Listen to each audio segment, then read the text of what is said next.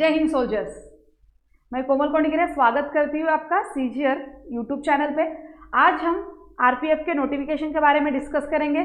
दोनों जो पोस्ट है आरपीएफ में एसआई मतलब सब इंस्पेक्टर एंड कांस्टेबल, दोनों पोस्ट के बारे में आज हम डिटेल में आपको जो भी एलिजिबिलिटी क्राइटेरिया है, सिलेबस है, उसके बाद फिजिकल टेस्ट है, सभी के बारे में आज बात करेंगे। विथ रिस्पेक्ट एसआई के लिए क्या रिक्वायरमेंट है और कांस्टेबल के लिए सिलेबस एंड फिजिकल टेस्ट की क्या रिक्वायरमेंट है, दोनों के हम डिफरेंट बात करेंगे। और यहाँ पे मैं एक चीज़ ऐड ऑन करना चाहती हूँ कि अगर आप एसआई के लिए क्वालिफाई मतलब एलिजिबल हो तो आप कांस्टेबल के लिए भी एलिजिबल हो, तो कोशिश करिए दोनों भी फॉर्म फिल करिए। आपको बस फॉर्म फी और डिफरेंस देनी पड़ेगी, 2 बार फॉर्म फिल करना पड़ेगा, दैट्स इट। लेकिन आपके पास 2 ऑप्शन हो जाएंगे, एक बैकअप रहेगा आपके साथ, क्योंकि एसआई के लिए पोस्ट कम होती है, कांस्टेबल के लिए जो वैकेंसीज होती है वो ज़्यादा होती है। ओके, थोड़ा सा आपको वहाँ पे डिफरेंस दिखेगा, जहाँ पे आप देखोगे लेवल ऑफ डिफिकल्टी एसआई के लिए थोड़ी अच्छी होती है, कांस्टेबल के लिए थोड़ी सी इजी होती है। लेकिन यहाँ पे आपको फिजिकल टेस्ट में भी डिफरेंस दिखेगा। यहाँ पे फिजिकल टेस्ट के लिए टाइम अच्छा होता है एसआई में, और कांस्टेबल के लिए थोड़ा सा कम टाइम होता है। सो अगर आप ज़्यादा पढ़ाई कर रहे हो, ग्राउंड में आपको थोड़ा सा रिलैक्सेशन मिल जाता है। अगर आप कम पढ़ाई कर रहे हो तो आपको ग्राउंड अच्छा करना पड़ता है। सो चीज़ें सेम ही होती है, मेहनत तो आपको करनी ही है। सो अगर आप एलिजिबल हो एसआई के लिए तो विथ रिस्पेक्ट कांस्टेबल का भी फॉर्म फिल करिए, ठीक है। आपकी खुद की जो ऑप्शंस होगी वो ज़्यादा बढ़ जाएंगी। चलो, तो यहाँ पे हम आज देखेंगे कि फॉर्म ओपनिंग डेट्स कब से स्टार्ट हुई है। सो 15 अप्रैल मतलब 15 अप्रैल से आपकी फॉर्म फिलिंग स्टार्ट हो चुकी है, जो कि 14 मई में जाके एंड हो जाएगी। लेकिन कोशिश करिए 2 या 3 हफ्ते में आपका फॉर्म जो है फिल होना चाहिए। ओके, लास्ट मोमेंट अगर आप वेट करोगे, बफर होती है साइट, फॉर्म फिल नहीं होता, साइन फोटो अपलोड होने में बहुत ज़्यादा दिक्कत होती है। ये चीज़ मैं हर बार रिपीट करती हूँ। यहाँ पे हमने जो पे स्केल लिया है कांस्टेबल का लिया है, एसआई का क्यों नहीं लिया है? एसआई का थोड़ा सा अच्छा होता है, पे जो लेवल होता है वो 6 लेवल होता है, ठीक है। तो बस यही एक डिफरेंस होता है, बाकी पोस्ट ज़्यादा कांस्टेबल की होती है, इसलिए स्क्रीनशॉट हमें ये वाला ले लिया है, ठीक है। चलो, तो यहाँ पे अगर देखोगे सबसे ज़्यादा क्वेश्चन की जाने वाली चीज़ जो एक सर्विसमैन की तरफ से क्वेश्चन आता है, एज रिलैक्सेशन का। सो यहाँ पे अगर आप देखोगे, हम यहाँ पे पर्टिकुलरली बस एक सर्विसमैन के बारे में बात करेंगे। यहाँ पर अगर आप देखोगे एक serviceman with least 6 month continuous service after जो भी आपका होता है, तो यहाँ पे अगर आप देखोगे अनरिजर्व एंड ईडब्ल्यूएस, तो इनके लिए 3 इयर्स जो भी प्लस 3 इयर्स मिलते हैं, और उसमें से आपका जो सर्विस है वो डिडक्ट करना होता है आपको after deduction of length of service from age. So आपका जो अभी करंट एज है, उस एज में से आप अपने जितने भी साल सर्विस किए उसको माइनस करोगे और उसमें प्लस 3 इयर्स ऐड करोगे। अनरिजर्व के लिए, ओबीसी के लिए यहाँ पे आप देखोगे जो एनसीएल कैटेगरीज होती है वो 6 साल उसमें से मतलब उसमें 6 साल ऐड करेंगे, उसमें से आपकी जो सर्विस है उसको डिडक्ट करना पड़ेगा, तो आपका जो करंट एज है आपको मिल जाएगा और उसमें आप आराम से एलिजिबल हो जाते हो।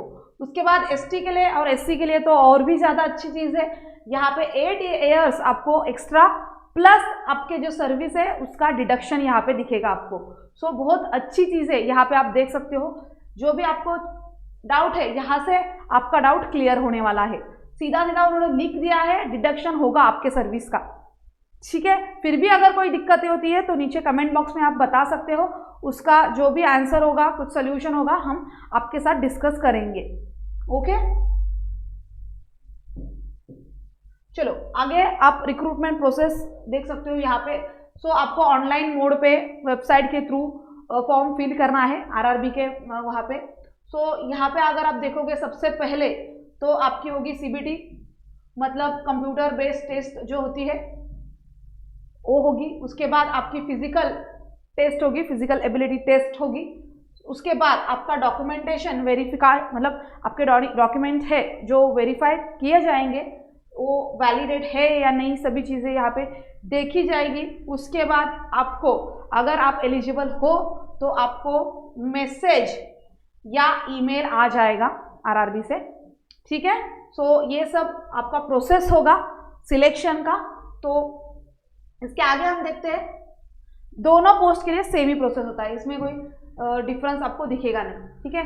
तो ये अगर आप देखोगे तो ये मैंने कांस्टेबल का लिया है, एसआई का लिया था वो, ठीक है।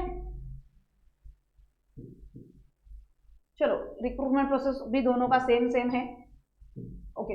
यहाँ पे अगर आप देखोगे हमें कंप्यूटर बेस्ड टेस्ट उसके बारे में थोड़ा सा यहाँ पे डिस्कस करना पड़ेगा। सो कंप्यूटर बेस्ड टेस्ट में अगर आप देखोगे, सबसे पहले ये कांस्टेबल का है, चलो देखते हैं। Standard for examination will be graduation level, okay ये एसआई का है, ठीक है, एसआई का है क्योंकि ग्रेजुएशन लेवल दिया गया है। सेम अगर आप यहाँ का देखोगे कांस्टेबल का, तो आपको 10th लेवल है। तो टोटल ड्यूरेशन होगा 90 मिनट्स, मतलब 1 आवर, मतलब 1.5 आवर ये आपका टाइम रहेगा। 120 क्वेश्चंस रहेंगे क्योंकि यहाँ पे आपका ग्राउंड होता है, ओके। तो आपको हर क्वेश्चन के लिए 1 मार्क्स मिलेगा।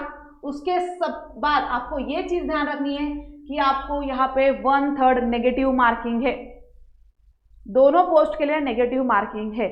मैंने दोनों भी नोटिफिकेशन में से स्क्रीनशॉट निकाल के यहाँ पे दिखाया है कि दोनों पोस्ट में आपको नेगेटिव मार्किंग फेस करनी पड़ेगी। सो आपको आंसर देते समय सोच समझ के आंसर देना है, ठीक है।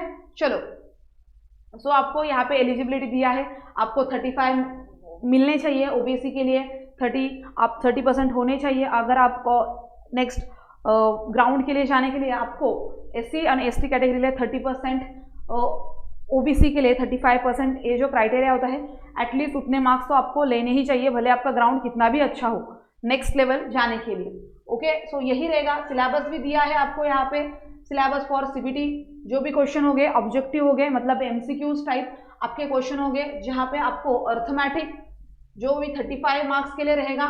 उसके बाद जनरल इंटेलिजेंस सेम 35 मार्क्स के लिए रहेगा, और जनरल अवेयरनेस 50 मार्क्स के लिए रहेगा।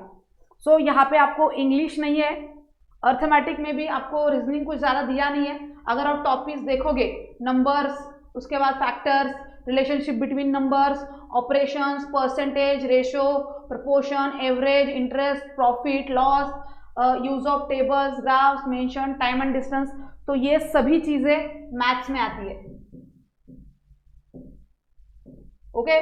तो आपको क्लियर मैथ्स दिया है, क्लियर आपको रीजनिंग दिया है, और क्लियर आपको जीएस दिया है, ओके। सो यहाँ पे देख सकते हो general polity, Indian constitution, sports, general science etcetera जो भी है। तो आपको क्लियर सिलेबस दिया है, सिलेबस में से ही टॉपिक लीजिए और एक एक टॉपिक क्लियर करिए, ठीक है। तो सिलेबस के बारे में हम कभी फिर से अच्छे से डिस्कस करेंगे। बस इतना ध्यान रखिए, अर्थमेटिक के लिए 35, उसके बाद रीजनिंग के लिए 35, और जीएस के लिए आपको 50 मार्क्स लेने हैं, ओके।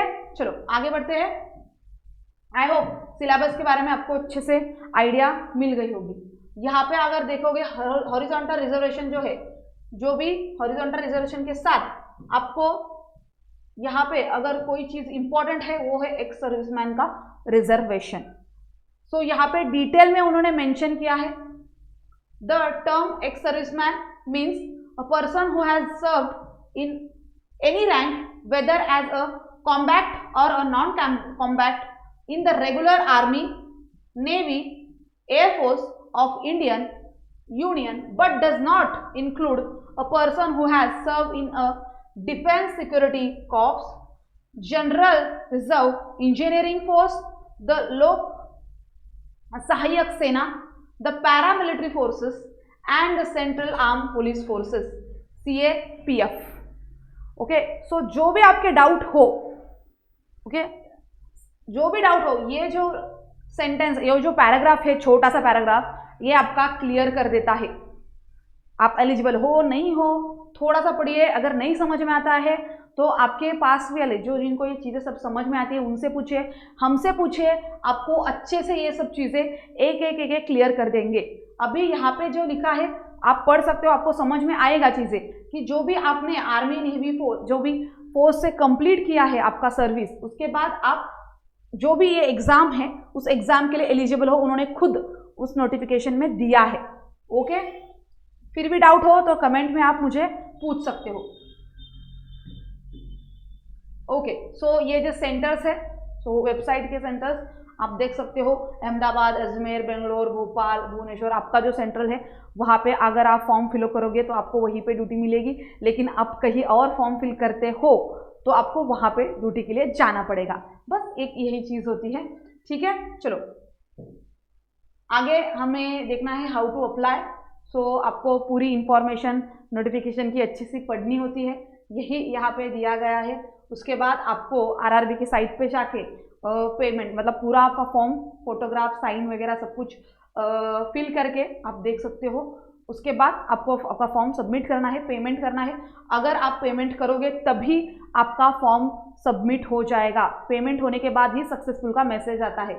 यहाँ पे कुछ चीज़ें SC ST सर्टिफिकेट कैंडिडेट्स जिन्होंने कास्ट से अप्लाई किया है उनका सर्टिफिकेट वैलिडेट होना चाहिए, ये चीज़ें उन्होंने दी है। साइज जो भी होगा डॉक्यूमेंट का अपलोड करने के लिए वो भी दिया है, एक बार आप पढ़ लीजिए या फॉर्म फिल करोगे वैसे वैसी चीज़ें आपको समझ में आने लग जाएगी।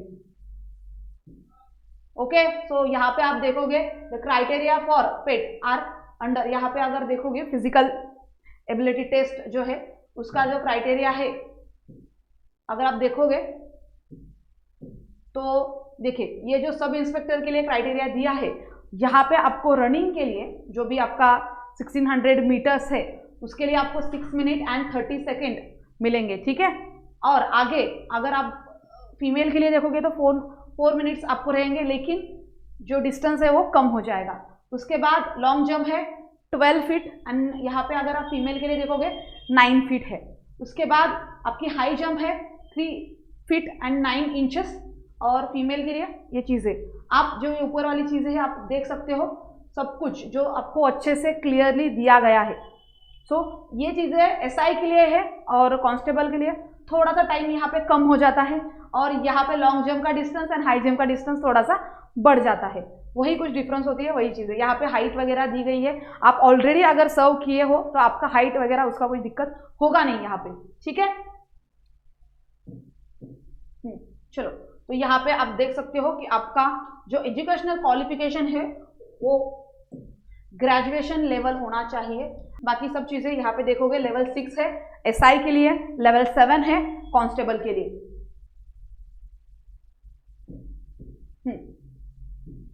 चलो तो यहाँ पे एग्जामिनेशन फ़ी दी है, बस यही ध्यान रखिए आपकी जो होगी वो 250 रुपीज़ होगी, क्योंकि यहाँ पे देख सकते हो आप एक सर्विसमैन के लिए जो है यहाँ पे, ठीक है। सो स्टेजेस ऑफ एग्जाम मैंने आपको ऑलरेडी बता दिया है। यहाँ पे आपको CBT देनी है, उसके बाद आपकी यहाँ पे CBT है, उसके बाद आपको फिजिकली एबिलिटी टेस्ट देना है, उसके बाद आपको आपका डॉक्यूमेंटेशन वेरिफिकेशन करना है जो भी हो।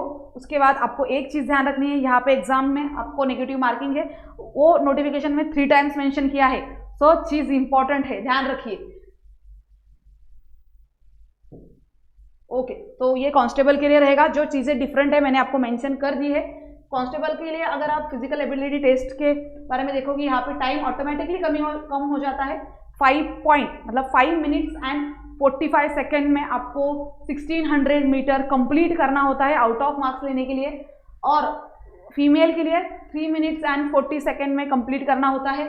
यहाँ पे लॉन्ग जंप आप देखोगे तो 40 फीट है, 14 फीट फीमेल के लिए 9 फीट है। उसके बाद हाई जंप जो है 4 फीट है, उसके बाद फीमेल के लिए 3 फीट है। सो जहाँ पे कांस्टेबल के लिए और SI के लिए चीज़ें थोड़ी सी डिफरेंट हो जाती है। हाइट का मतलब जो भी प्रॉब्लम होगा वो आपको नहीं होगा, ठीक है। सो यहाँ पे देखोगे लेवल जो है यहाँ पे 3 दिखाया है, ठीक है। चलो एंड यहाँ पे अगर आप देखोगे आपका एजुकेशनल क्वालिफिकेशन जो है कांस्टेबल के लिए वो 10th पास और इक्वालेंट जो होगा रिकग्निशन बोर्ड से आपका होना चाहिए। सो जो भी चीज़ें डिफरेंट थी मतलब SI के लिए और कांस्टेबल के लिए एजुकेशनल क्वालिफिकेशन डिफरेंट होगा, ग्राउंड डिफरेंट होगा और सिलेबस सेम होगा, बस डिफिकल्टी लेवल अलग होगी। ये जो मेजर आपके डाउट्स होते हैं वो मैंने क्लियर कर दी है। इसके अलावा भी अगर आपका कोई डाउट हो तो नीचे कमेंट बॉक्स में मुझे बताइएगा, ठीक है। ठीक है, चलो तो ये रहा आपका RPF का नोटिफिकेशन। जो भी आपको डाउट हो नीचे मुझे कमेंट में ज़रूर बताइए, इसका सोल्यूशन मैं ज़रूर दूंगी।